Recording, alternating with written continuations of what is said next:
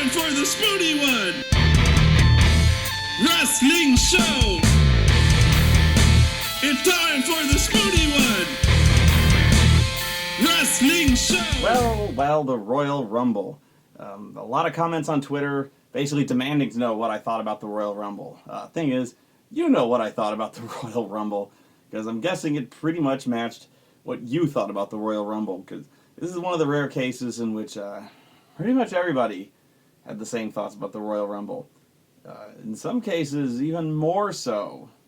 More of an extreme reaction than I did, to the point where canceled WWE Network was one of the major trending topics on Twitter, and in fact, Time covered, the Time magazine, Time website, actually did a story on the cancellation topic trending on a fake sport, basically. Actually, you'll have to excuse me, I've had a dry throat for the past couple of days. I might be coming down with something, so I might take a drink every now and then. Refreshing, anonymous drink. The Royal Rumble was not good. Some would say one of the all-time worsts. You'll notice that's been a theme pretty much the last 6-7 months for the WWE. This is probably one of the worst stretches in the company history. Without exaggeration, and I think pretty much now, this is accepted. Before you could kind of chalk it up to Spoony being Spoony, typical reactionary Spoony hates everything type thing. And now I think with I love saying I told you so. But I think now with the outpouring of reaction, people really asking to know what I thought, I'm really not happy to say so. I want to see a good show. I don't want people coming to me to gloat about how shit the show is. I don't. People are going like, you were right this whole time. I'm seeing how shit this show is, because really the Royal Rumble is kind of the culmination, the confirmation of everything I've been saying about how crap the storytelling is. And I'll try to explain, the reason why there are so many cancellations of the WWE Network, or at least threatening, and I really do believe there's a ton of cancellations. Why now? Why all of a sudden? It's because I think a lot of people were holding out hope. This was the turning point. This was the point at which basically the WrestleMania card was more or less going to be made clear. The most important matches were going to be made clear. If you were able to put 2 and 2 together, you were basically going to figure out what the feuds going into WrestleMania were going to be. I'm sorry. So, pretty much you learn that spoilers... Why do I even warn people about spoilers? If you're watching this, fuck it. Roman Reigns won. So Roman Reigns is going to be in the title picture, and right away, done. Daniel Bryan is out. For a lot of people, that was enough. John Cena, it looks like, given the confrontation that he had with, he did not win the title, obviously, but it's looking like, I did not see this, but apparently there was some kind of confrontation, either on the post-show or something, where he had some kind of shoving match with Rusev, but the current prevailing rumor is that he's going to have a match with Rusev, with Rusev. In your typical, and this has been the prevailing rumor the entire year, really, is that he's basically going to have the Rocky Balboa versus Ivan Drago match, where he's essentially Rusev is going to be fed to John Cena, and Cena's going to end the undefeated streak, the no pinfall, no submission streak, anyway. continuing the sadly predictable streak of John Cena's, steamroller career. Nobody can get over. And what else? Bray Wyatt's kind of a weird anomaly right now. Strangely enough, I don't know where they're going with him, although it doesn't matter really because it's nowhere exciting. In the beginning of the Rumble, the crowd actually kind of got excited with some of the new possibilities that were being posed, and then immediately those hopes were dashed. I'll get to that in a second. But right now, excuse me, the most prevailing theories right now are Daniel Bryan versus Bray Wyatt, which actually would probably be a really good match if history is any indicator. But people don't want to see that, obviously. And Bray Wyatt versus The Undertaker, which I do not believe will happen, nor do you want to see that. Trust me. Trust me. So, right away, the show opens with The Miz's versus the Usos. Ugh. Alright, look. Let's get it out of the way right now. This was a surprisingly good match. However, I've been saying this every single pay-per-view. They need to fold the tag team division. They need to retire the tag team belts. There's not enough depth on the roster. They don't have enough tag teams to make this interesting. Here's an interesting little factoid that I heard somewhere, and if it's false, it's erring on the conservative side. The Miz's and the Usos, as in Miz and Damien Mizdow, and the Usos have had matches. Okay, let me start over. Members of the Miz's and the Usos have had matches in some combination over the last 7 weeks 14 times. Actually, strike that. 15 times. So, some members of the Usos and some members of the Miz's have had 15 matches in 7 weeks. 2 matches a week over the last 7 weeks.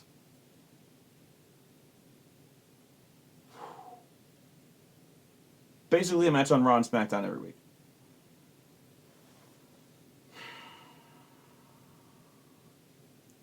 You can't do that.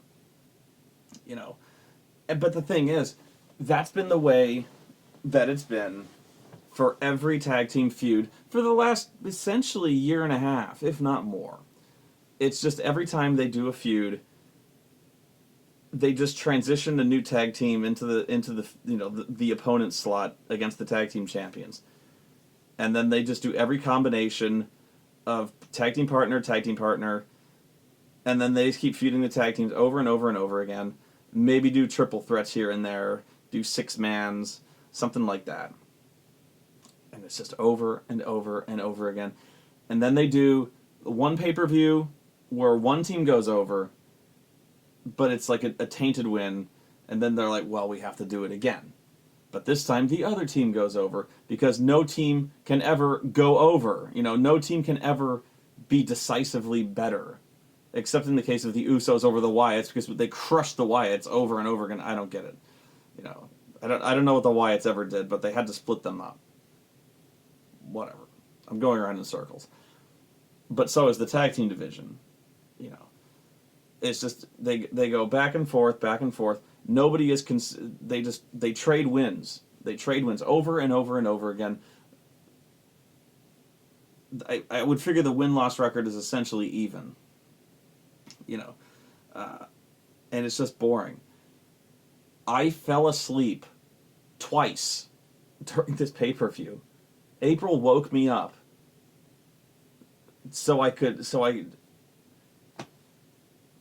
it's true that I don't get much sleep, but I try to stay awake so I can do this job. This pay-per-view was so boring. And it started as soon as the fucking Miz's came out. I was just like, oh Jesus. It was crazy. And I had just slept before the pay-per-view, so I'd be fresh-faced for that. And it was instant snoozer. And again, I admit, this was a pretty good match. Surprisingly good. But this was also iconic, or a microcosm of how bad the storytelling is. I'm so sorry. And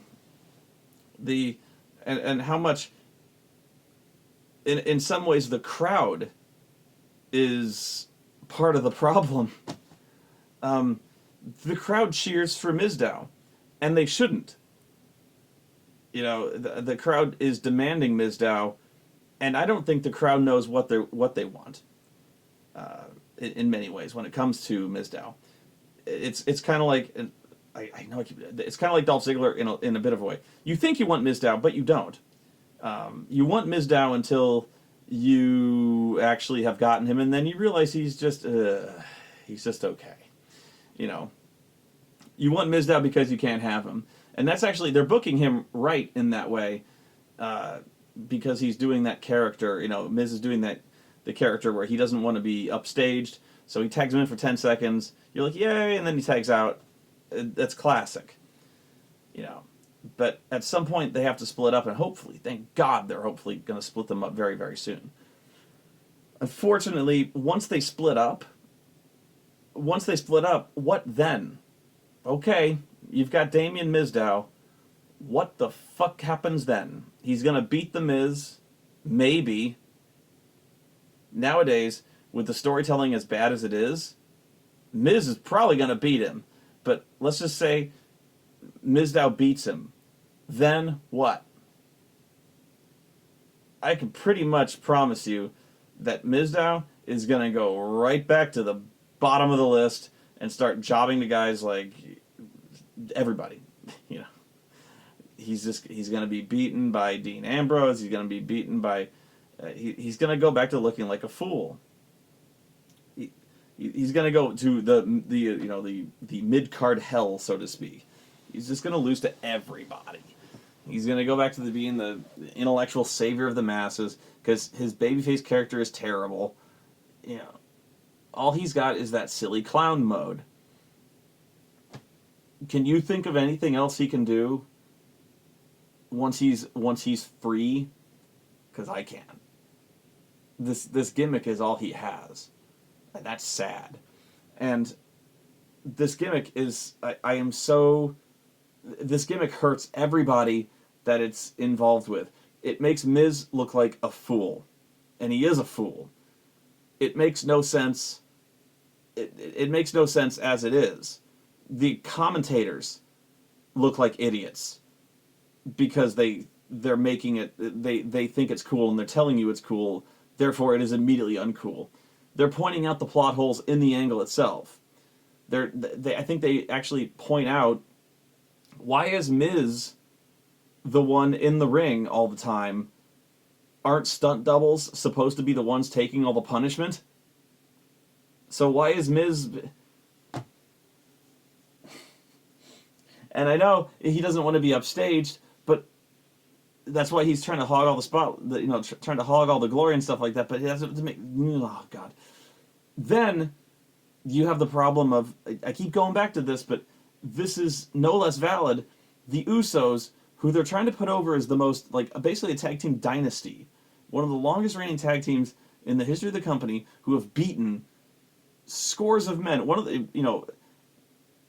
the exception to what I was just saying about them, exchanging wins here and there up until now, who have beaten everybody consistently. They beat the Shield up until, previously the most dominant team.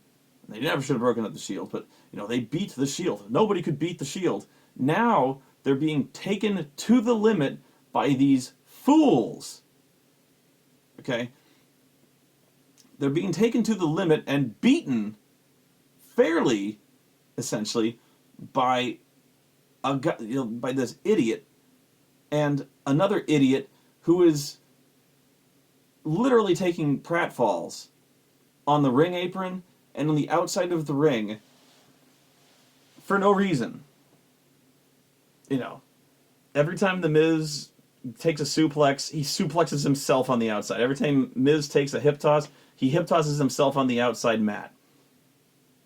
And these idiots are getting beat by these other idiots now. This makes no sense. Worse, it exposes how fake, we already, of course, know it's fake, but now it just becomes a clown show.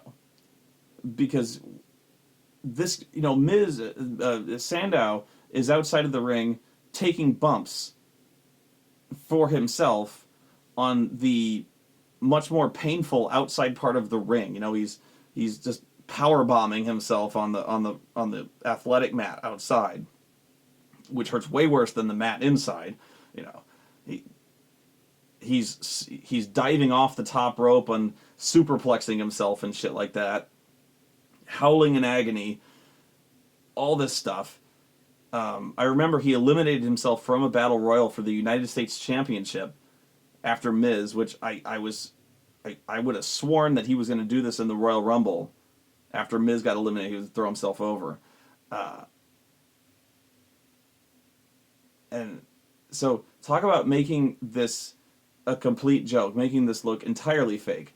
So, Miz is taking these moves. He's going, oh shit, that hurt so bad. Then Sandow jumps off the top rope, taking the identical move from an invisible man, going, oh god, that didn't hurt. No, it didn't, and he just leaves. Talk about shitting all over the business. Talk about, breaking kayfabe all over the place. This gimmick is terrible. None of it makes any sense. I hate it. And worse yet, it's going to end pretty soon. Worse yet, thankfully it's going to end pretty soon. But for all this we want Mizdow thing, you're going to get the Mizdow. You get all the Mizdow you ever wanted. And then some. And then you're going to feel pretty foolish. Won't you? Oh. That's... Once again, you're going to come back to me and be like, wow. That angle was pretty cool for a little bit, wasn't it? Sorry. I don't know what to tell you. This is where I was asleep. And I think it was good that I was. It was Paige and Natalya versus the Bellas. I have dim flashes of memory of... I recall Paige being in there very briefly and then not tagging in for the entire rest of the match. And then I remember this being just a botch fest, left and right. Natty essentially just barely surviving this, literally barely surviving, as she was just getting botched on all over the place. For some reason, this was a squash match. The Bellas destroyed Natalya, didn't let Paige tag in, and they just beat them clean. I don't understand this. I don't know what Paige did. I don't know if they're being punished or what. This is really weird. This was boring. It was sloppy. I don't know what they're doing with the Bellas. I don't know what they're doing with Natty and Paige. This was wacky.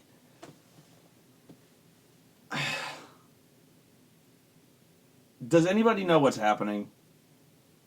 This isn't even Bitches Be Crazy. I just don't know what's going on. Yeah. Does anybody care? Does anybody care about the Divas division at all? And I was going to say, does anybody care about Total Divas? And the answer is yes. Apparently, the ratings for Total Divas have gone up, like way up. I don't understand the world.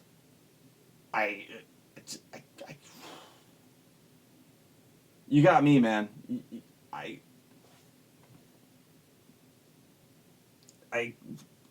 clearly not in the demographic. Clearly, I'm losing my... I don't know. I don't know. But I remember this being a squash match. I remember the only thing I can think of was that she's being punished. Natty did something, because you only get squash like this when you're being punished from management, that you did something wrong. Freaky stuff. I can't even remember. There was no Intercontinental Championship match.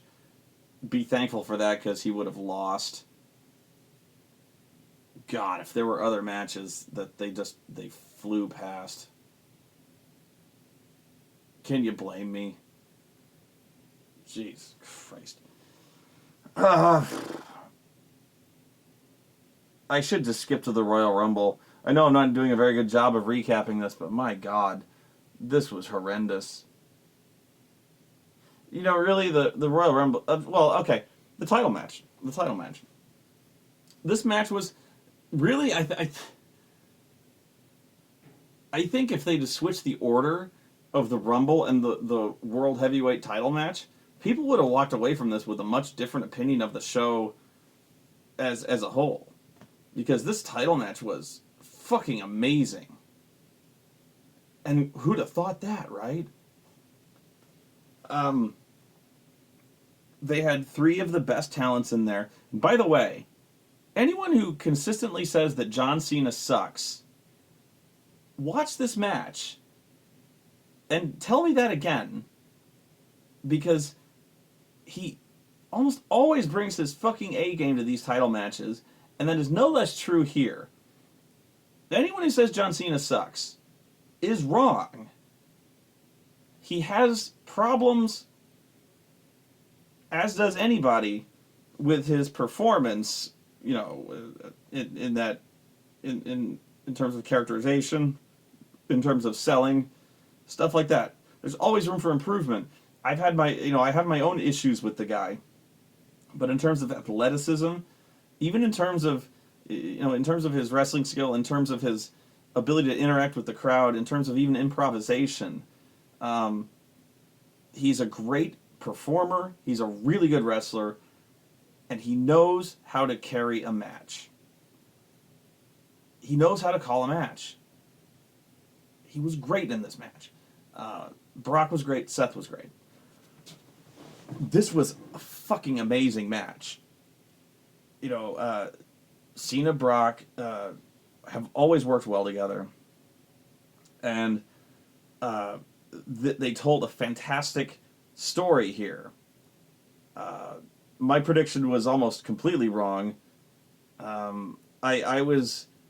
prediction was that they threw Seth in here entirely to lose, so that Brock would lose his title without losing. The reasoning for this was I predicted that they wanted to get the title off Brock without beating Brock. You know, so they threw Seth in there because Seth is essentially a bitch. Let's face it, he's a bitch. So he's the one guy they can safely beat without beating Cena. So I figured Cena would win by beating Seth, but I figured Seth would walk out of the Rumble as the champion. So Cena beats Seth. Somebody kills Cena. Either Brock goes apeshit, having lost without losing the championship, kills Cena. Seth eventually comes to, cashes in, wins. Or Rusev beats up Cena. Seth beats him. Of course, I was wrong. I had a good plan, though, right? I think that I knew I was wrong the instant that they kept teasing. As soon as they start teasing, you know Seth Rollins has the Money in the Bank. Not happening. But if they ever stay strangely quiet about it, probably is going to happen. You know. But right off the bat, they're like, the panel of experts, the commentators, they go, well, you know, he's got 2 chances at that title. He's also got the Money in the Bank. I'm like, oh, God. Not happening, is it? But, anyway.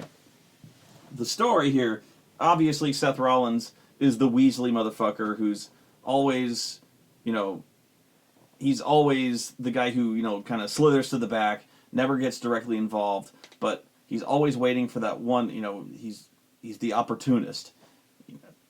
He's never going to go one-on-one with a guy. When he gets beat up, he's always going to kind of roll to the outside, wait for his moment to strike. Cena's always the guy he's going to go after Cena's the good guy. Brock is the unstoppable. And in this case, this was a really cool story. Brock Lesnar is the devil. I said, Brock Lesnar is the Terminator. Like, he's the Terminator. He kills men. That's what he does. That's all he does.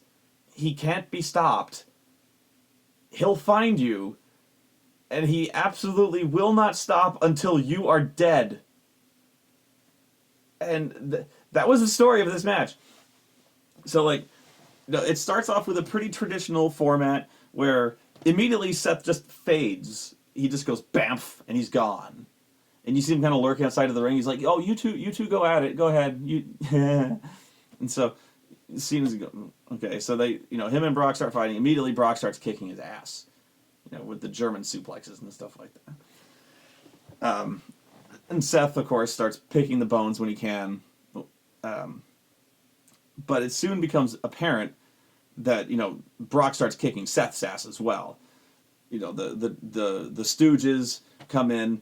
They get double German suplexed, which, by the way, I believe he nearly kills fucking Joey Mercury on that one.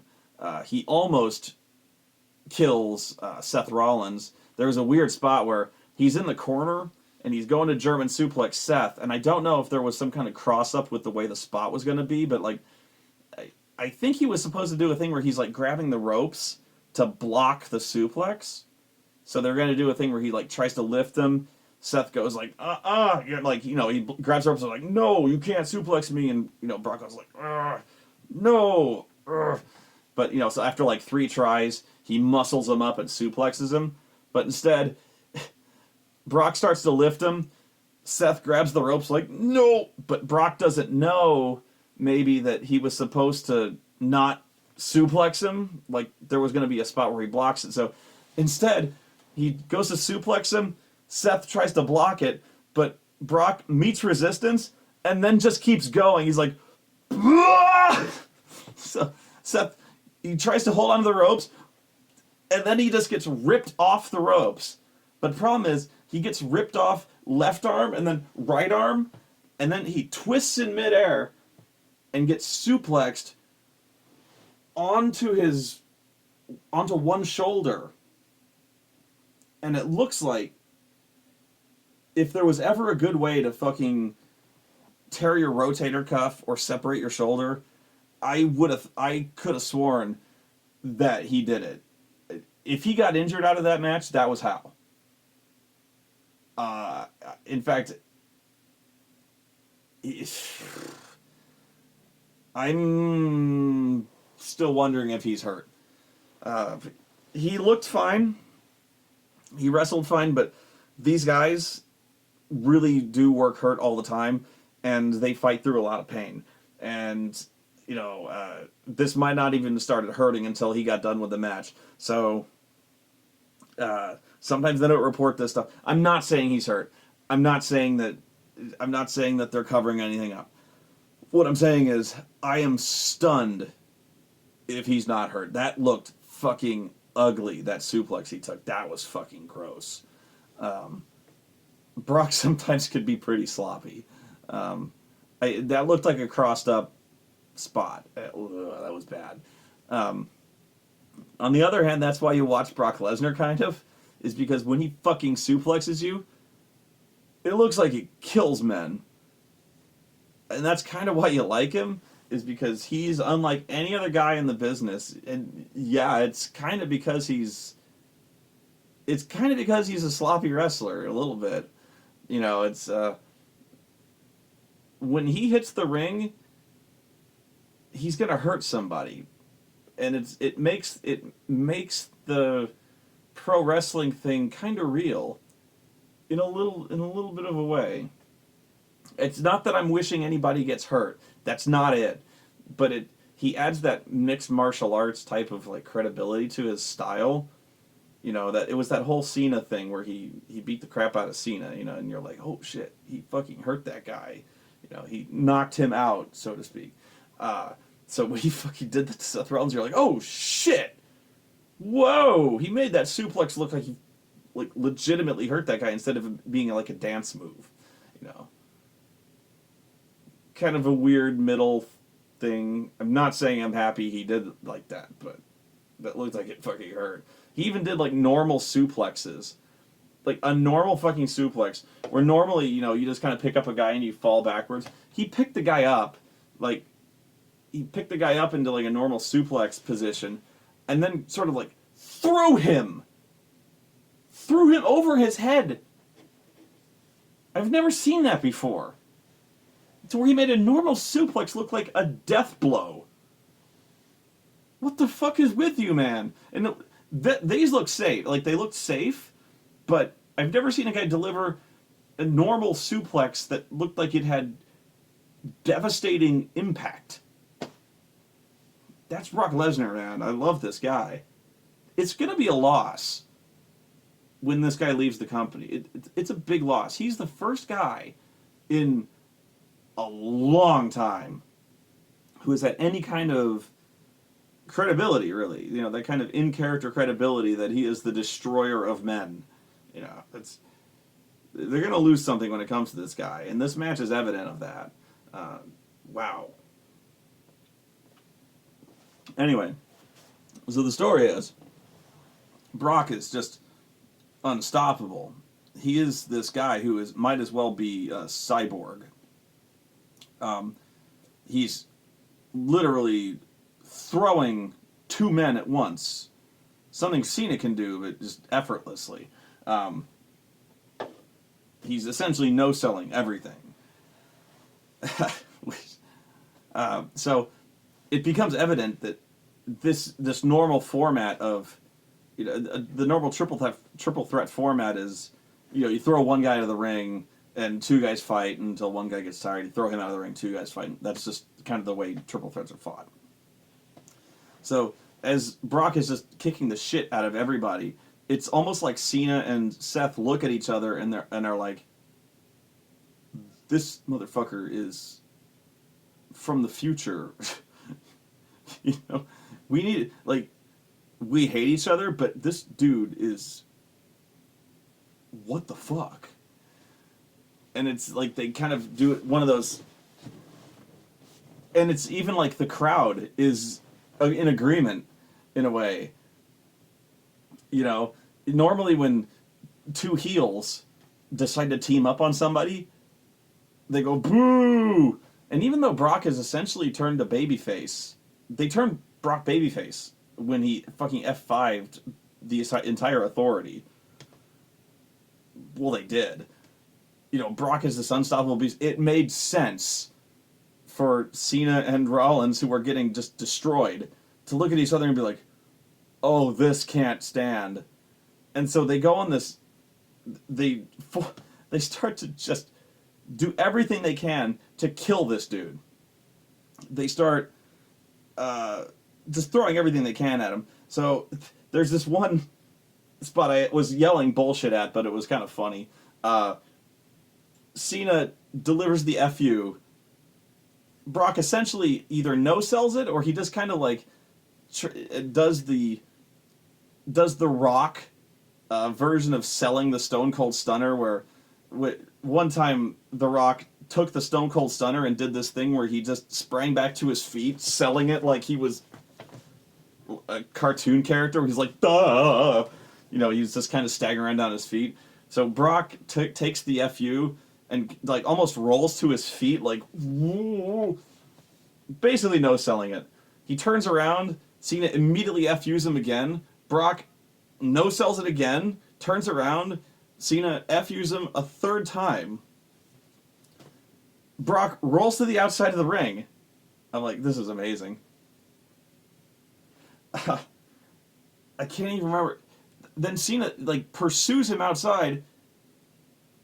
I believe he throws him into the ring steps to destroy him. throws him into the ring steps and kills him. And he's like, that's done. And he keeps getting up. Like, you know, like the Terminator, you know, in the first Terminator movie, they keep blowing him up.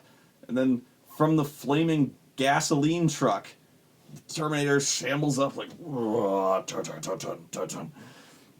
and Cena's like, what the fuck is this guy? And eventually, they just keep beating on this guy and beating on him. And I can't remember the order of this, but Cena like fucking tackles him in the back through the barricade. You think now he's dead? No, he keeps getting up. He's like, oh, what the fuck, you know. Rollins knocks him out, puts him on the table, and hits the most awesome fucking top of the ring post to the outside through the Spanish announcer's table flying elbow drop you've ever fucking seen in your life. This thing was art. You know. This was awesome. You know, Shawn Michaels did a good one. CM Punk did a sloppy as shit one. CM Punk kept doing the Macho Man Randy Savage elbow drop, or he thought he was. He had the shittiest elbow drop. Yes, I love CM Punk and all that, but man, his elbow drop sucked. Seth Rollins, he didn't do the Macho Man elbow drop, but oh my god, this elbow drop was fucking gorgeous. It looked perfect, and it had to be perfect. So when he put Brock through that table, he finally stopped moving. And the announcers finally did something right. They started selling it like Brock was a dead man. And Brock was essentially selling it like death. He wasn't moving. He was all red and just wheezing for air, like, oh, you know. Because he'd been hit with everything, including the barricade wall, the stairs, and the kitchen sink. 3 FUs, an elbow drop, hit with the stairs, everything. So the announcers were like, oh my god. They had to destroy this guy. I've never seen a guy take this much beating. And really, it took 2 men throwing everything they could at this guy to finally eliminate him from this match. Because Jesus Christ, this dude is a beast. He's the man beast, Brock Lesnar. So finally, because they couldn't get this match done, he's gonna beat both of them if they hadn't, you know. This is the great story they're telling, and it's a good thing because over the course of the year, they've earned this. You know, they've earned this reputation for Brock. You know, he beat Undertaker. He beat the shit out of John Cena, and then they sabotaged it by having Cena almost beat him. Whatever, but they have this reputation for Brock that he's basically out of this world. So they have paramedics start to come down. Michael Cole all of a sudden becomes a psychic doctor and tells us that at least one of his ribs is broken. Paramedics tell him this, and the paramedics are probably psychics in some way, that they x-ray them. They x-ray him with their minds. Somehow they get him on a backboard. I don't know how, because this guy is approximately the size of a gorilla. You would need like 8 men to haul him up on a stretcher, and you would need a bigger stretcher, and you need a forklift. This guy is huge. So finally, Cena and Seth Rollins are having a match, and they're having a fucking great match. And in the end, back and forth. Then Brock rises from the fucking grave. And if you doubt my previous statement that Brock is a babyface, only babyfaces do the thing where they're getting medical treatment and then they get up off the gurney refusing medical treatment, you know, gonna rip in the Velcro, like, I gotta finish the fucking match, fuck you doctors, I gotta win. Babyfaces do that. Only babyfaces. Gets back in the ring. Seth hits him with the briefcase. Brock no-sells it. Seth hits him with the briefcase. Brock stays down. Seth goes for, well, I forget what the move is called. Essentially like a corkscrew 450 type move. But I think Brock, I don't know, but at some point Brock catches him and fucking F5s the shit out of him. And wins. So, Brock retains the title in fucking dominant fashion. Great match. And it really begs the question, who can beat this man? The answer is Seth Rollins. But it's going to be through skullduggery, through shenanigans, through chicanery, through nefarious means. I'm guessing at some point somebody betrays him. I don't know. But yeah, Seth Rollins is going to beat him because we've established at this point that no force on earth can fairly beat him. They've done an excellent job in establishing that. Really, this will be very, very, very hard to beat. Gushing about this match. Absolutely gushing. Gushing many fluids. No, it was a really good match. And you cannot put all of this on Seth Rollins. You have to put this on all three guys who really, really went above and beyond the call of duty. I'm trying to figure out more things that were worth calling out. Lest you think I'm shitting on this entire pay-per-view, I mean. And it's good, I think, that even people who shit on this pay-per-view are quick to point out that this was a fucking phenomenal match. And yet they're still canceling their subscriptions because this show really was shit. And here's why. Because of the Rumble.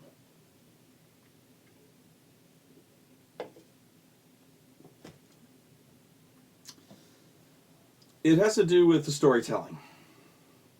And it has to do with the roster and the wrestlers. And all due respect to Cena, Seth Rollins, and Brock. Here's the difference. There's shows like Lucha Underground.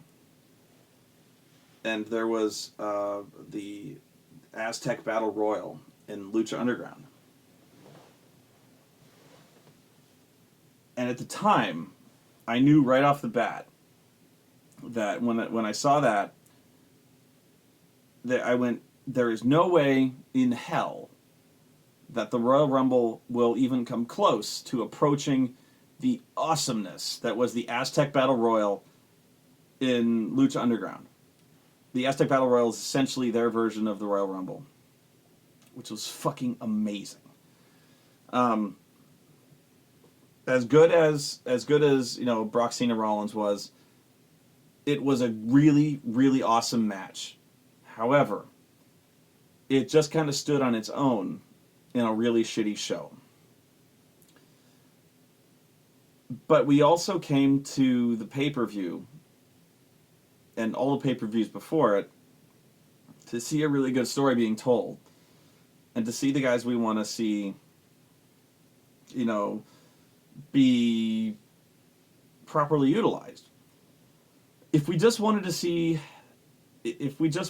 good matches here and there, we could watch New Japan Pro Wrestling. We could just watch any kind of show we want. We could just dial this shit up on YouTube. We really could. We don't need the network for that. We don't need to. There's reasons we dial up there's reasons we would pay for the network, and the reason people are canceling the subscriptions is because it's the only way we have a vote to express our displeasure. And the only other way is through the polls that WWE puts on their Facebook page. And I have no idea why they do this. Because they, for instance, just now, on the Facebook page, WWE puts a poll saying, "Did you enjoy the Royal Rumble?" And in a landslide, at least last time I checked, the overwhelming response was no. By, like, I think 27,000 to 2,000. And it's been that way for every Raw previous for the last probably 3 weeks. I don't know why they do that. It's a little baffling. Almost in the same way that, if I may tangent a bit to Raw, kind of the previous Raw, where they did a poll on the app where they asked, this was when Dolph, Eric Rowan, and the Ryback were still fired. And Triple H says, I'll give you a match to get their jobs back, but in return, you have to put your title shot on the line. But the decision to do this is, whether or not to do this is not up to you, it's to the fans who vote on the app, yes or no. Should he put his title shot on the line to get their jobs back? And overwhelmingly, the fans voted yes. Because obviously it was going to be a complete setup. It was going to be a trap. In storyline, it was pretty obvious that he was going to lose, because it was going to be a setup. So the story being told is that if you voted yes, you were voting to screw John Cena. So much so that Renee Young, the commentator, pointed this out. She asked John Cena, so don't you feel that people voting yes were saying that was a vote against you, that they want you to fail, and John tried to spin it, in character, tried to spin it, saying, well, maybe some people, yes, but maybe a lot of people believed in me. And I'm like, no, they pretty much fucking hate you. And I don't know why WWE does this. Because obviously they know that the results of this poll are a strong indicator. They know that people have largely turned on John Cena. So why, in the name of hell, do they make these public opinion polls visible? Why do they call attention to the fact that people hate John Cena? Why do they call attention to the fact that people loudly boo and vote to screw over their most, the babyface, that the company's top babyface? I don't understand this. I don't understand why they make a spectacle of it. By calling attention to it, they only encourage this behavior. This is baffling to me. But it's also another example of how tone deaf these people are. It's almost like somebody in the company is sabotaging themselves. Like somebody from within is just trying to burn the whole company down. So, the Royal Rumble starts, and immediately one thing became abundantly obvious. The Miz comes out. That's what it was obvious. The Miz was number one, and I went, I really did that. I was like, oh. Then R-Truth comes out. Wow. Look.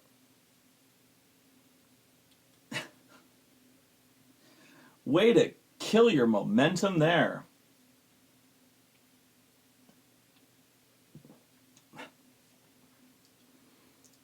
Don't you usually put somebody who the crowd can really get behind, at the very beginning of the match?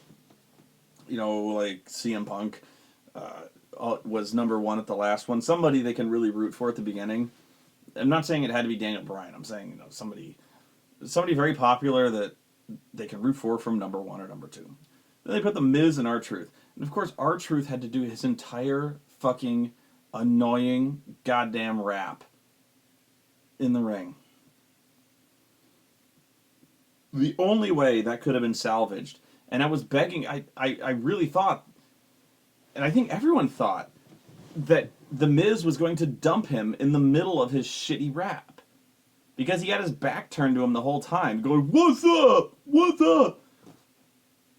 And the Miz just stood there like an idiot, just going. And of course, the bell hadn't rung yet, and I know that's why he didn't do it, but I really wished he'd have thrown his hands out.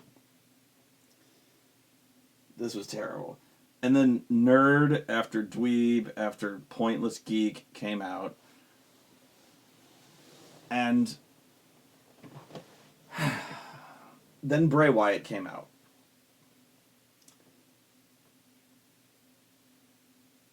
And they tried telling a story here that early on that Bray Wyatt was supposed to be the monster of this battle royal. That he's early on he was like threatening to run the table, so to speak. That he was throwing out everyone as they came in. So he was going. It was going to be 1-on-1 the entire Rumble, and nobody was buying it. I wasn't buying it. He dumped out Sin Cara. He dumped out everybody. And so he goes in there and cuts a promo. This was the saddest fucking part of the entire Royal Rumble to me. This was so sad. He goes in there and he starts to cut a promo. He's like, "This is my year. This is the year of Bray Wyatt. Ain't nobody gonna stop me. Ain't nobody out there, ain't nobody out there can stop this force. I'm the eater of worlds." And so he gets on his knees like he's awaiting the asteroid to come smite him down. He starts singing. He's got the whole world in his hands. Everyone's singing. The clock is counting down. And you're expecting, oh, here it comes. Here it comes. Something is going to happen. Something like he is calling down the thunder. He is hands to the sky, calling it down. Woo, woo, woo. You know it. And I went, oh my God. Woo, woo, woo.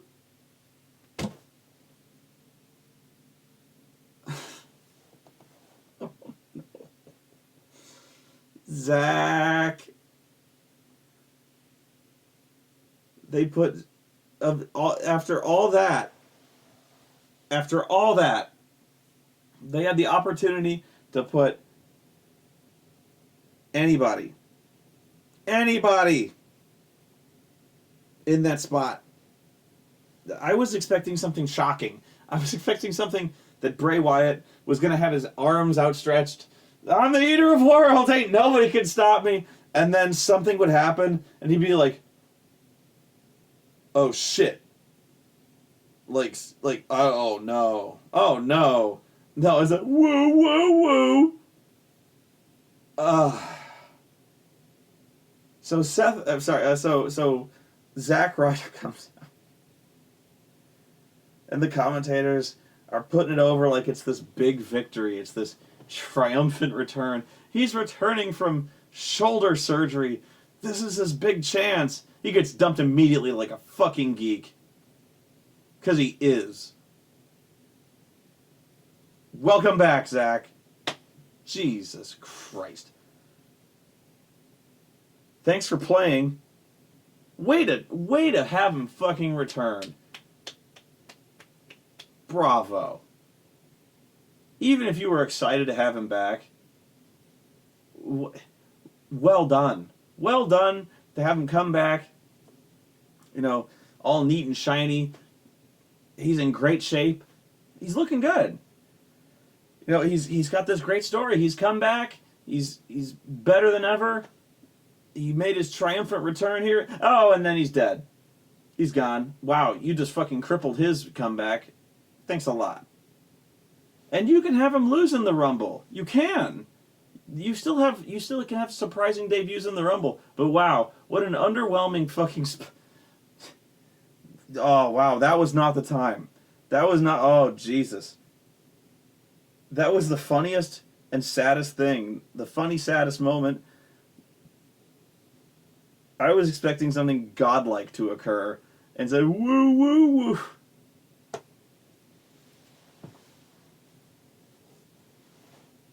I could barely process it. Bubba Ray Dudley, one of the biggest surprises of the night. Bubba Dudley. Looking like an asshole. He was still wearing the fucking camo. He was still wearing the fucking taped glasses. He looked like an idiot. He looked like a goddamn idiot. Do they think we're stupid? Yes, they do. You know, everyone fucking knows, everyone knows that he wrestled other places, that he wasn't always Bubba fucking Dudley, that he didn't always look like that. You don't have to call it, you can't call him Bully Ray, obviously. You can call him Bubba Dudley, but you don't have to dress him in the fucking glasses. We're not stupid. Why don't you have him come back and fucking stutter for a while? How about that? It's so fucking dumb.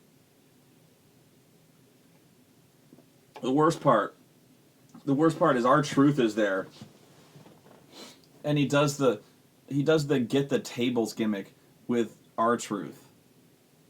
And you knew immediately that Devon wasn't there. And it was even worse because the only reason he did the get the tables thing with Truth is because he was the nearest black guy. Wow.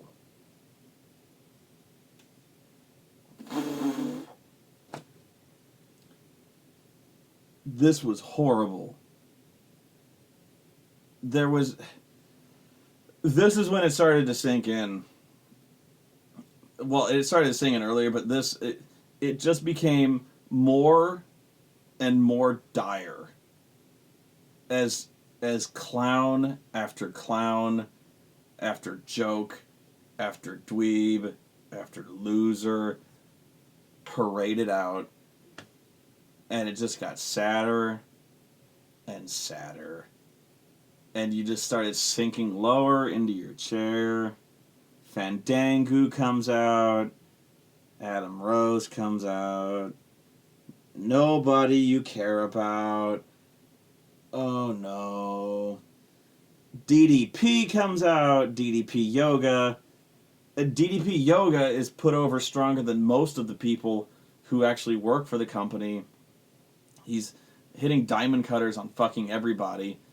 And I could not believe that, given that he was hitting diamond cutters on everybody, that Randy Orton, who I thought was going to return here, that Randy Orton did not come back and fucking RKO the shit out of him. I thought this would be a fucking great time to have Randy come back. Nope. That would have been a good surprise. Apparently not. Because that would have been interesting.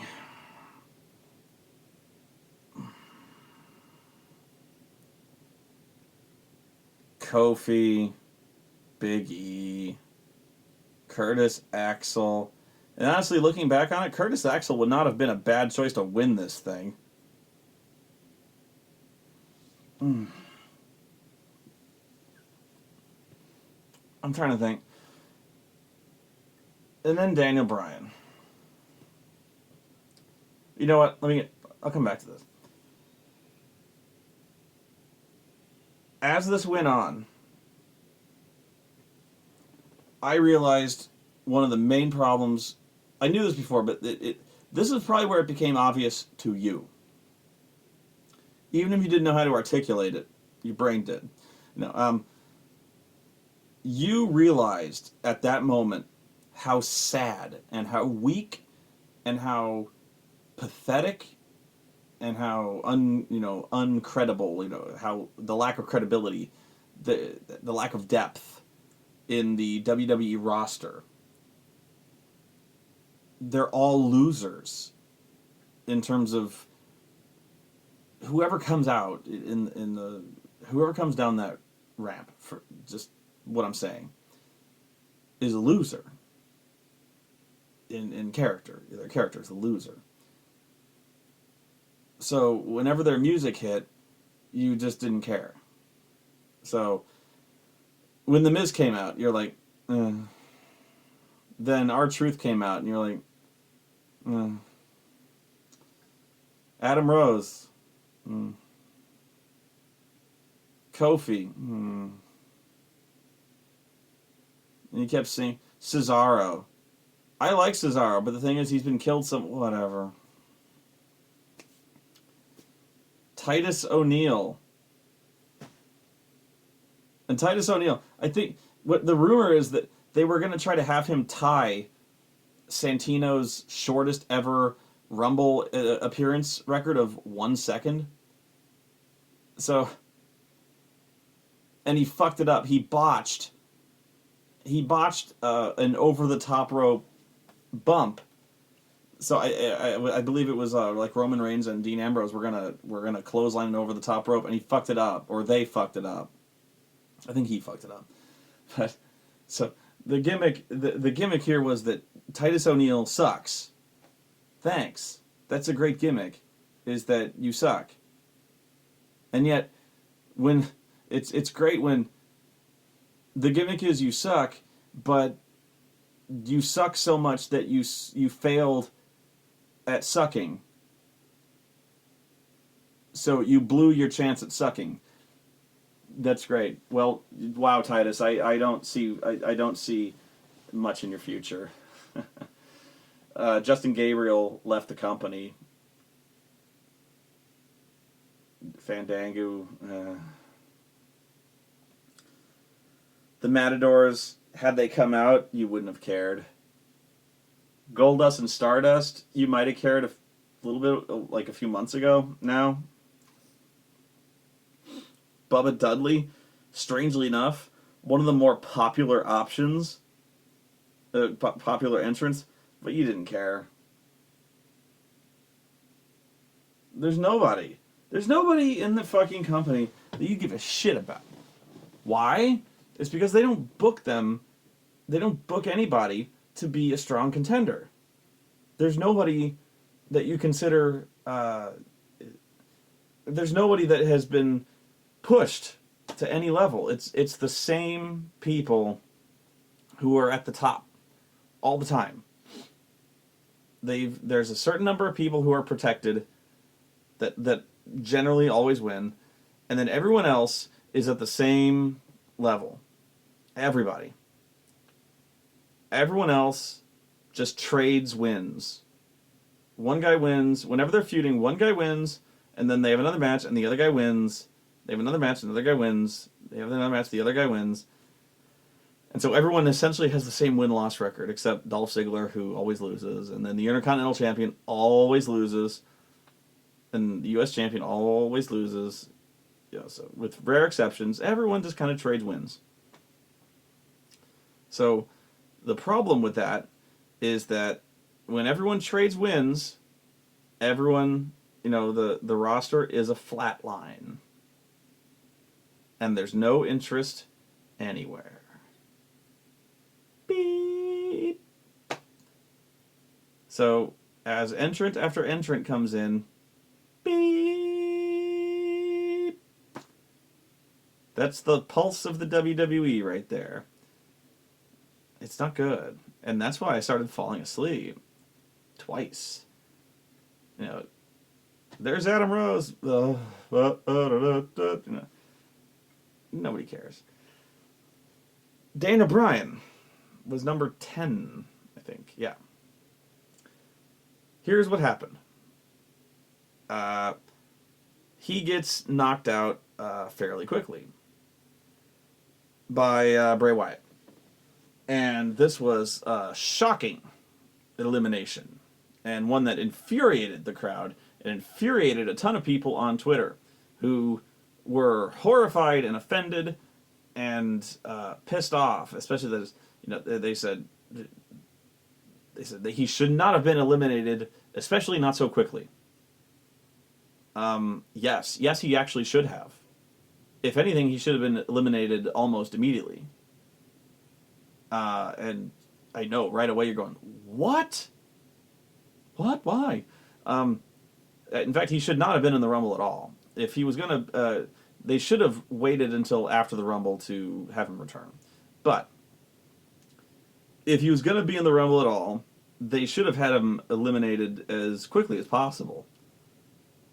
Because if they were dead set on having Roman Reigns win, they had to get him out of the Rumble as soon as possible. And they did.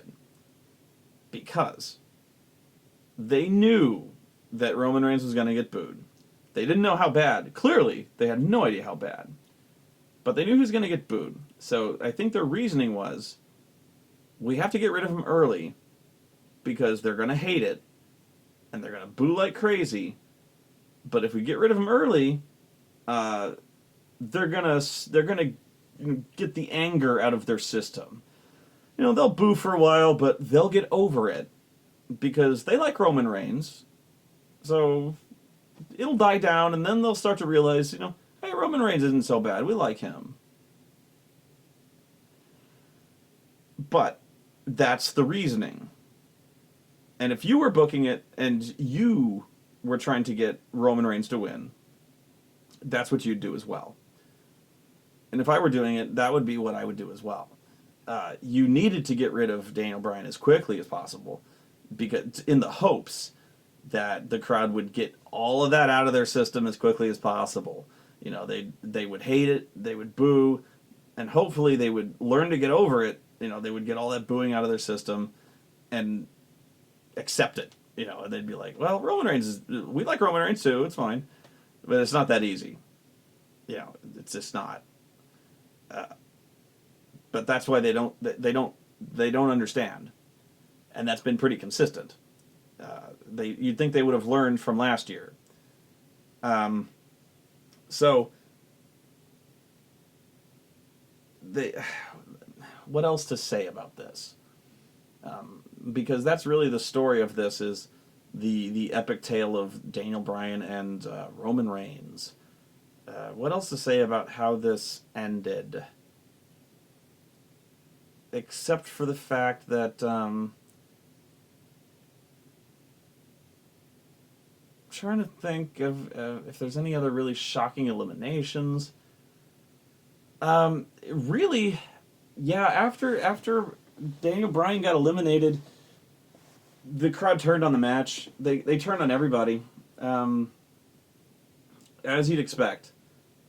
As you'd expect, it was almost a parallel to last year's Rumble, although it happened a lot sooner. It happened a lot sooner, because in last year's Rumble, it happened after number 30, when it turned out that Rey Mysterio existed. Rey Mysterio turned heel for existing. When they realized that Daniel Bryan was not in the Rumble, they essentially just switched. They switched off. That was it. When they realized that Daniel Bryan was out this year, they were done. Just done. Because he was the only one they wanted to see win.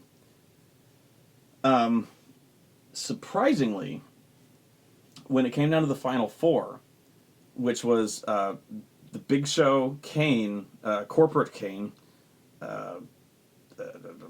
Roman Reigns, and Dean Ambrose, what was interesting, very interesting, was that they cheered Dean Ambrose. The only other guy that I think they would have gotten behind winning, they would have legitimately cheered winning, was Dean Ambrose. Had he won that match, I think they would have cheered. They would have been okay with that. Do you agree? If you go back and listen, they give him a pretty good cheer when it turns out that he's one of the Final Four and he starts to kind of rally. So, of course, they throw him out first. Of course. You knew that was going to... You knew. You know, you knew. And that's that's the problem is you knew. You knew who was winning. You knew who was winning going into it. Because everyone knew. Absolutely everyone knew. And that's why everyone started booing as soon as Daniel Bryan got eliminated. Not because Daniel Bryan got eliminated, sort of, but you knew he would. You always knew he would be eliminated. And as soon as he did, it confirmed it confirmed everything. It confirmed you're like, oh God, I knew it. You went, yeah, I knew it. I know who's gonna win now. And you were hoping you were wrong, but you weren't. So Roman Reigns wins, and they went to Plan B, or this may have been Plan A. You know, they're beating up Roman Reigns, and The Rock comes out, who I believe is Roman Reigns' cousin. So The Rock comes out and clears house and raises Roman Reigns' hand in victory. Boo! You know it's bad when they boo the most electrifying man in sports and entertainment. You know it's bad.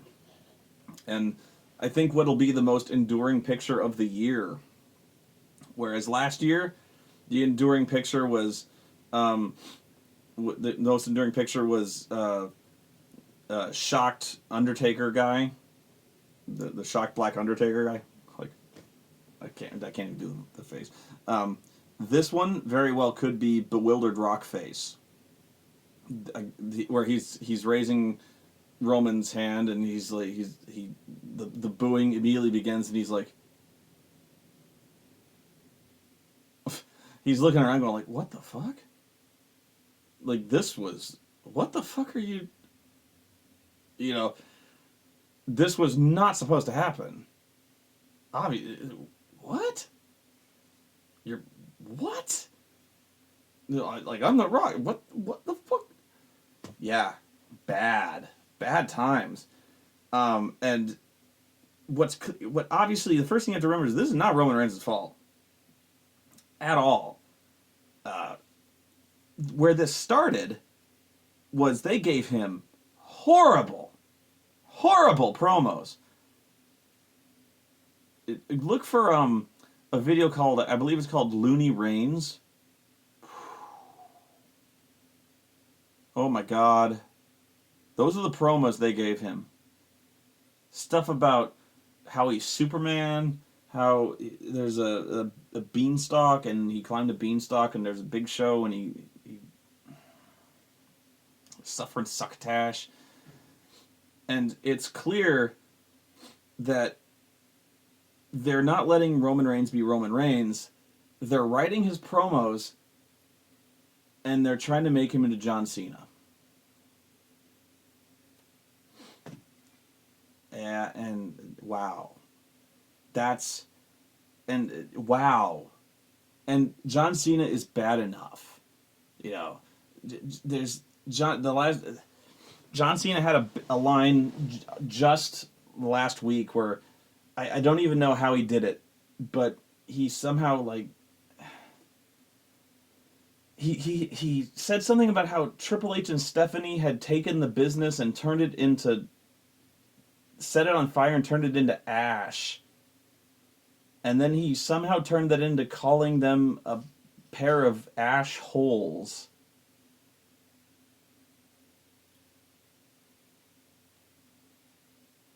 And it was so bad.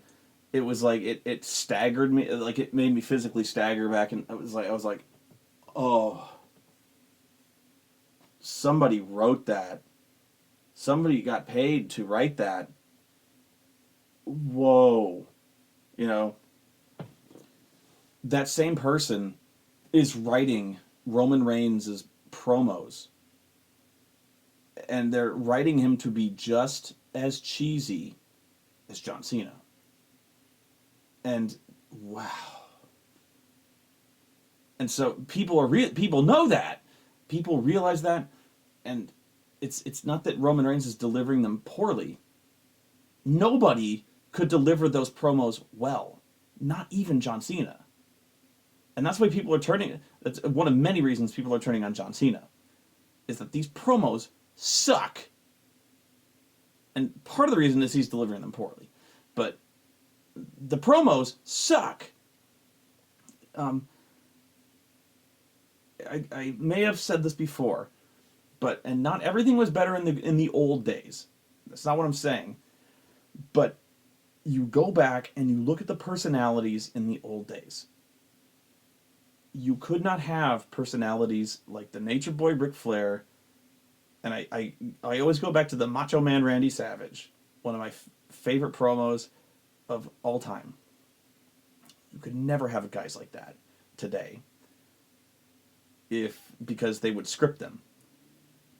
You could never have the Nature Boy, never have the Macho Man saying lines like, "You're a couple of ash holes." You imagine that? You imagine scripting Ox Baker with the fucking heart punch? Obviously, you can never talk about those Japs, but too bad I've died from this heart punch. You know, because back in the day, you might have given them bullet points. I doubt they did even that. You let them be themselves. And that's it. You let them come up with who they are, and you let them go. And yeah, sometimes they embarrass the shit out of themselves. In fact, a lot of times. Booker T, he did that, the Hulk Hogan, we come for you. A lot of the most infamous, shitty promos in the world came from that. But you got the Macho Man. You got the $1 Million Man. You got Dusty Rhodes. You got so many great promos out of that. You got Terry Funk. Some of the most rambling, incoherent dickheads ever to come out of wrestling. But man, you wouldn't trade them for the world. If you scripted them, wow, you strip them of all identity. And if you just let Roman Reigns be Roman Reigns, who knows, man? Who knows who knows what they could become? But you'll never know. You'll never know now because you write lines like "suffer and succotash, son." My God, or "I'm gonna cock this fist and make it rain up in this bitch." What the fuck does that mean? And that's why that's one of the reasons why people are turning on Roman Reigns. It's because he sucks. And he doesn't suck because he doesn't suck, but he sucks because they write his promos and he sucks delivering them, but anybody would. They don't let him be Roman Reigns. They're letting him be John Cena. And we don't want John Cena number 2. One of my favorite promos from Randy Savage is honestly this fucking weird promo where he has a bottle of coffee creamer. A little cup of coffee creamer. Where he's like, the cream will rise to the top. Oh yeah, cream. No, I'm the cream of the coffee, and the cream will rise to the top. Yeah. He's got a little cup of coffee creamer. And out of that, he delivers a classic fucking promo about how he's the best, because he's the champion, I think. I don't really remember much about it, but it's one of my favorites. And here's why. Because I'm almost certain. I don't know much like I said, I don't know much about the circumstances behind it, and I'm pretty much making up the entire story when I say this. But just bear with me. I'm almost certain that they went up to before they shot this interview. They went up to Macho and they said, "Okay, Randy, we want you to shoot an interview. We want you to cut a promo. Talk about how the match you're gonna have. Talk about how you're the champion, and you've got 2 minutes." And that's it. That's all they said. And Randy had nothing.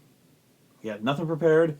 He had nothing to say, and he had really no inspiration. He's like, oh no, I got nothing. No.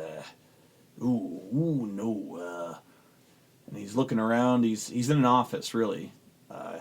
He's backstage at craft services, and he's in an office or something, and he looks around, and he sees a coffee machine, and he looks over, and next to the coffee machine, there's a bunch of coffee creamer, little tubs, and he gets an idea, and he picks up one. He gets an idea, and he cuts a promo about a little tub of coffee creamer. And I bet that's where the promo came from. Cream will rise to the top. I have no idea if that story I just told is true. Maybe he always had that planned, you know. I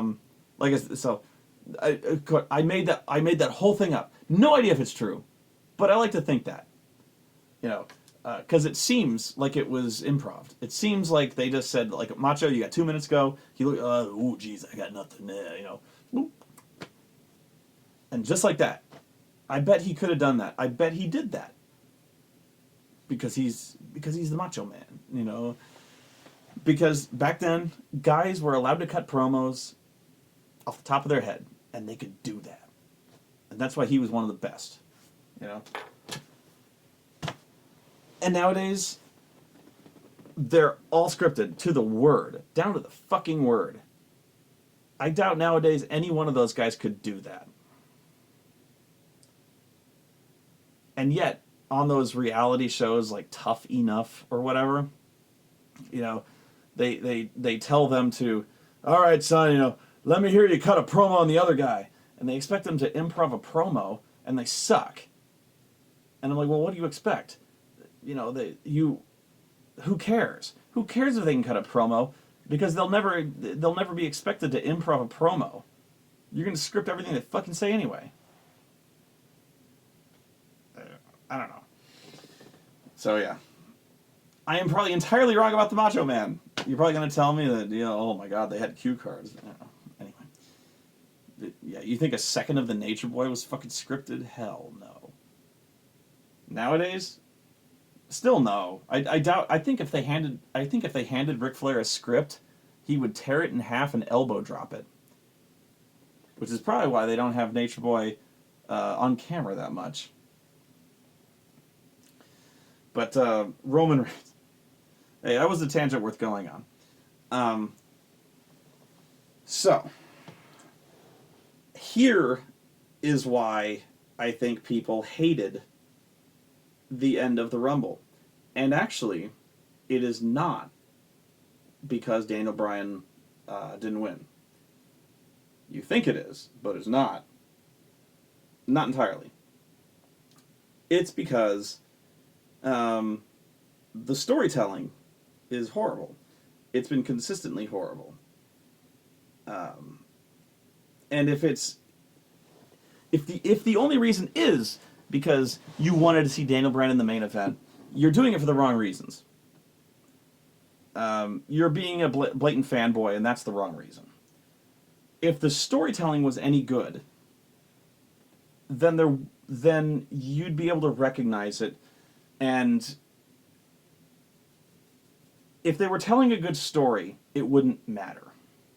Okay?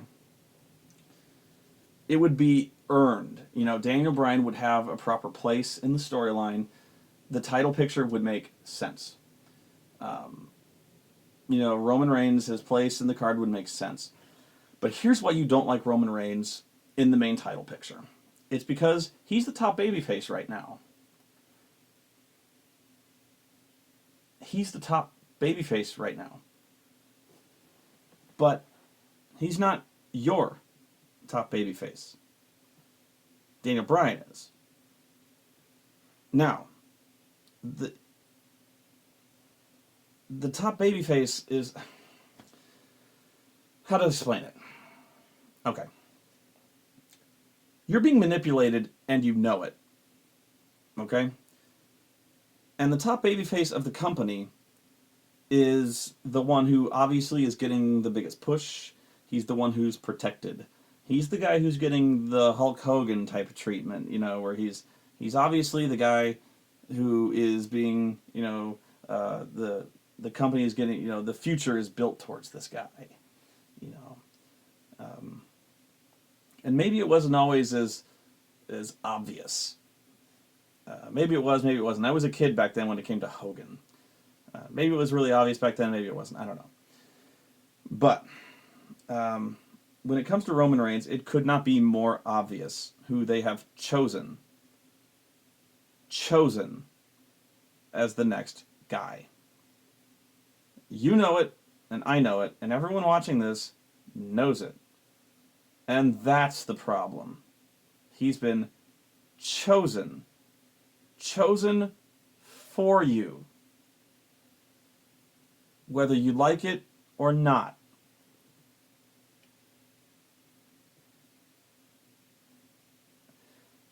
But you have chosen a different guy, and they're saying you want Roman Reigns, and you're saying no, he's not the guy. That's the problem. You're saying he's not the guy we want to, kind of lead the stories into the future. And this is the sort of thing that you can tell this decision was made really early on. These stories have been leading to this for a long time. And you feel manipulated. And you have been. All this stuff, the breakup of the Shield, all this stuff. The Batista thing. It was really clear as soon as Batista entered the Rumble that the writing was on the wall. He was going to win. You knew it. And it was way, way too obvious. And obvious is not necessarily always a bad thing, but you knew what was going to happen, and you knew that your opinion didn't matter. Your choices didn't matter. And that was the really, really bad part. The popularity, the popular choices of the fans, it just didn't matter anymore. Now, with John Cena, he was the kind of chosen one of the company, but it worked out. Because he was just the right guy, who really, it worked out for them. Maybe they got lucky, but he appealed to the right, he was the right guy, Everything came together. But sometimes it just doesn't come together. And in this case, people recognized right off the bat they were being manipulated. And they've rejected it. So I don't know if I don't know if I'm rambling, definitely, but it's kind of one of those things that may be hard to explain. It's a thing where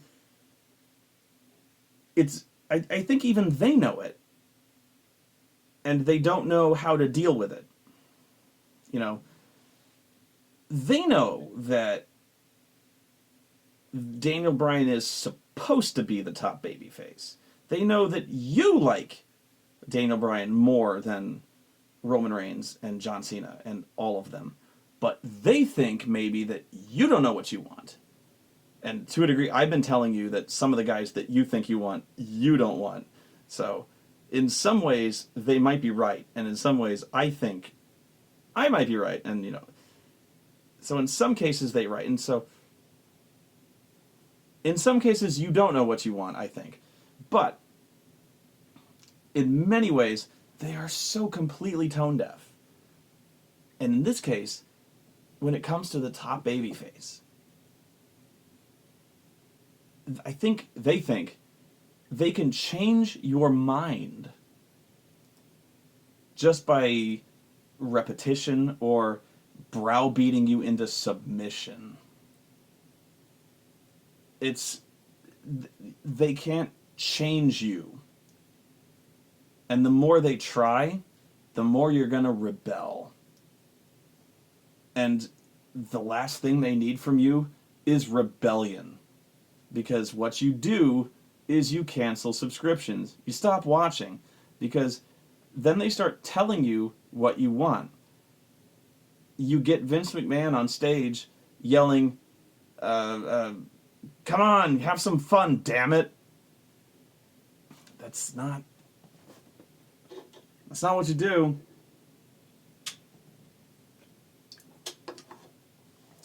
Now,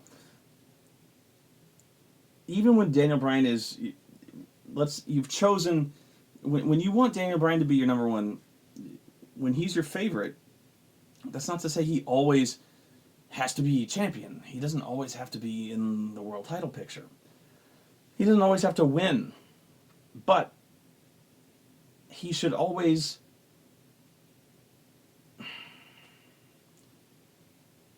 he shouldn't be treated like an afterthought. It always seems like he always seems like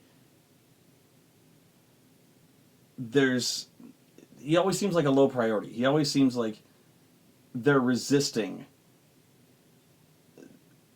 It always seems like I'm struggling here. It seems like they're struggling, but it just seems like they have something they want to do. And of course they do.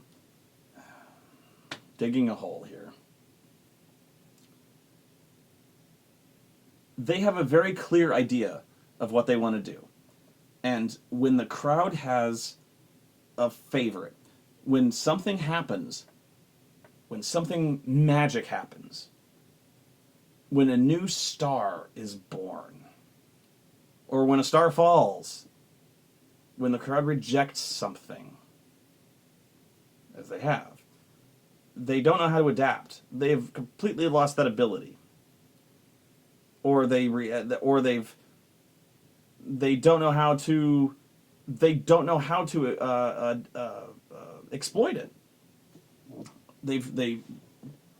For instance, they don't even know how to recognize when it's happened. Example of that is Fandango. There was that one example of when the crowd was completely hijacking that one Raw, and there was a match between Sheamus and Randy Orton. The crowd did not give a single fuck. And they started just singing Fandango's music, and da da da da da, and they weren't paying attention. They just da da da da da da, and it wasn't because they started doing this thing where they started doing video packages of how cool the Fandango dance was, how they were selling it on iTunes now. That Michael Cole was laughing his ha ha ha ha, oh, it's so cool, and it ceased immediately being cool. But what they failed to realize is that people weren't doing it because the Fandango song was cool. They were doing it because it was completely uncool, and they were demonstrating that they didn't give a shit. That they would literally be rather doing anything else than watch the same fucking match again. That they wanted to see the guys they wanted to see instead of these fuckers again. They would rather sing that fucker Fandango song and stick their fingers in the air. And they thought it was because they really liked Fandango. That's what I mean. So they don't know how. They just don't know how to. They don't know how to read people anymore. They don't know when people like something. They don't know when people don't like something, and they don't know how to deal with it in either case. So now that they learned that people just fucking despise Roman Reigns, they don't know why. They don't know why. It's because, for many reasons, one of which is because we know that they're forcing him down our throats. And we recognize this. And even if we like him, and we do, but we don't like what they're doing with him. We don't like that we don't like that they're changing who he is. You know, if we don't like that they're pushing him before he's ready. We don't like that they're pushing him at the expense of, Daniel Bryan. We don't like that they're doing the wrong thing with him. We don't like that, we don't like that they broke up the Shield to push a guy before he's ready. There's so many things we don't like.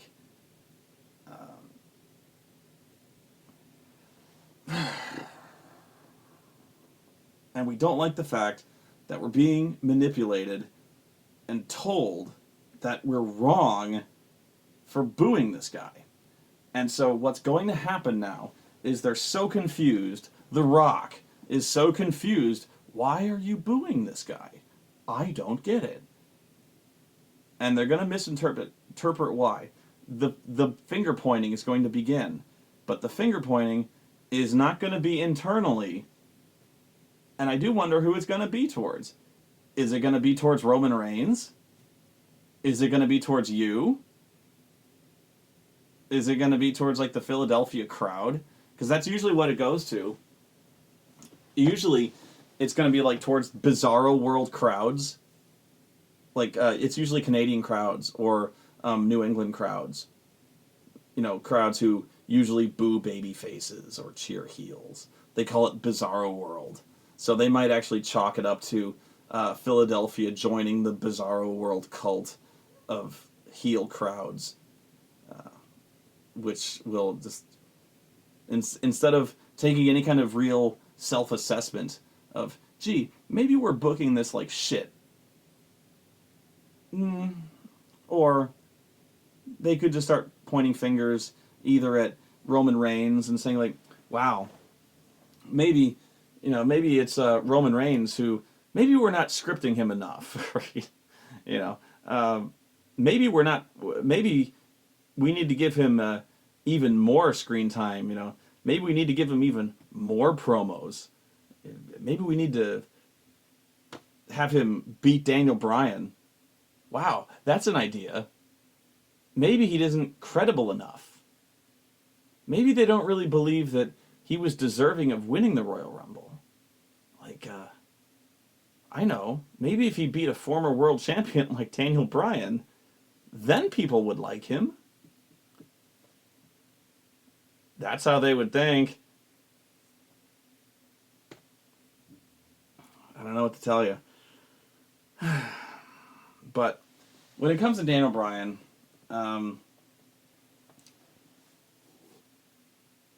you can't expect him to always, be in the world title picture. That's kind of being a fanboy. And I don't know if it was realistic to expect him to win the Rumble in this case. I was not thinking that would be the case here. I don't know. I actually did not have a pick in this case because I really had no faith. They could have gone a lot of ways here. I honestly, if you forced me to pick, I would have said Roman Reigns. And honestly, I had a random, I rolled randomly. I had 19, so I had Roman Reigns randomly. So I win my completely pointless, no prize, no skill involved random pick. So yeah, randomly I won. So it was pretty cool. Oh God. I don't blame you if you want to cancel the network. I don't. I reached that point long ago. Why do I still have it? This will make you laugh. It was a holiday gift. And hey, I'm grateful. It allows me to keep doing the show. I still have fun doing it. I like talking about this with you, and the fact that people are still the fact that people are still asking for it, that's really cool. The fact that people still want to hear what I have to say about it, that's really cool. And so, I had really given up hope about wrestling in general, about talking about it. So hearing the positive feedback, I probably would have got it again anyway based on that. So that's why I've continued to cover it. That's really cool news. I don't know if I've explained adequately why people have turned on Roman Reigns, but there's a lot of reasons in terms of like poor storytelling and how I think it's a lot of very subtle ways in how it's insulting and how I think the WWE has treated its audience in almost a dictatorial fashion in terms of writing. You know, well, you don't know what you want. We'll tell you. This goes beyond like Mizdow. This goes way beyond that because we're dealing on something with a much larger scope, much larger scale of time. We're dealing with the next guy. You know, we're dealing with the guy who inherits the John Cena throne, supposedly. These are the stakes we're dealing with, apparently. So I don't know, and so I think that's another reason why people are kind of rebelling against this. Is we're looking at Roman Reigns and going, oh, we're looking at suffering succotash son, and going, wow, no. You got to do better than that. Way better. This is not good. This is so not good. This was a very bad pay-per-view special event. This was a parade of losers and clowns and complete jokes with no credibility, pretending to fight very poorly. And it was punctuated with one of the best world title matches that I have seen in a very long time. If you're going to watch this, skip right to the title match, watch that, and shut it off. And you'll be very happy. Except for the fact that you know that Roman Reigns wins. How do they deal with this from here? I don't know. I think the only way out of this is you have to have, well, I don't know. I was predicting that from the beginning, I figured Seth Rollins rolls into WrestleMania as champion after cashing in Money in the Bank. Now I don't know. Really, to me, the only way out of this is you turn Roman Reigns heel, much like they did Batista. Really, I mean, they're not going to do this, but this is almost carbon copy, identical to Batista, because they turned Batista heel instantly. Had to.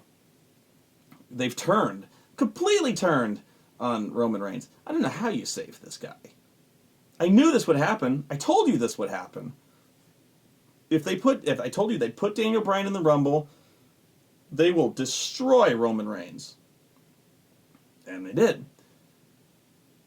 He had no chance. None. So I don't know how they save this guy.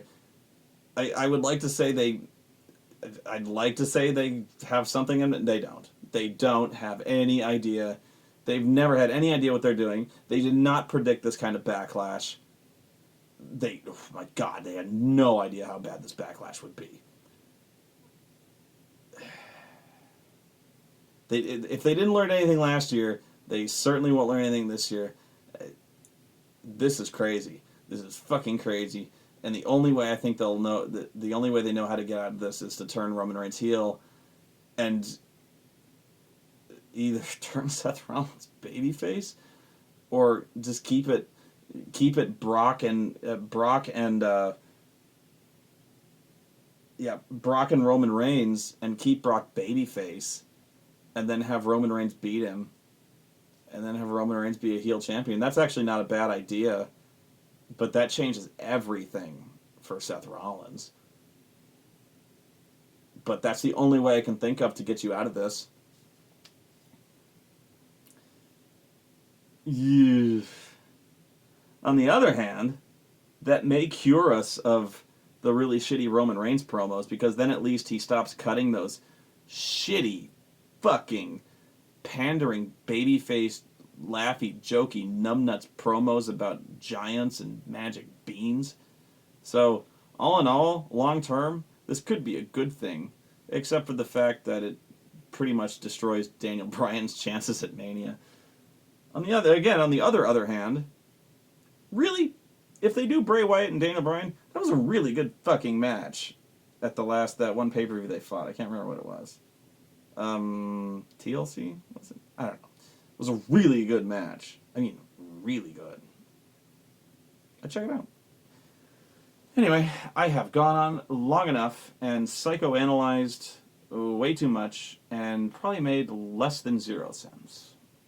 Much like Dean Ambrose, who still sticks his tongue out way too much. So, until next time, I believe Raw's been canceled due to snow, so it's a snow day. Maybe they'll do like a super show on Thursday, have everyone kind of crammed and everything, which will be the first time SmackDown's been relevant in years. So, be worth checking out then. Actually, probably, no it won't. But anyway, see you next time.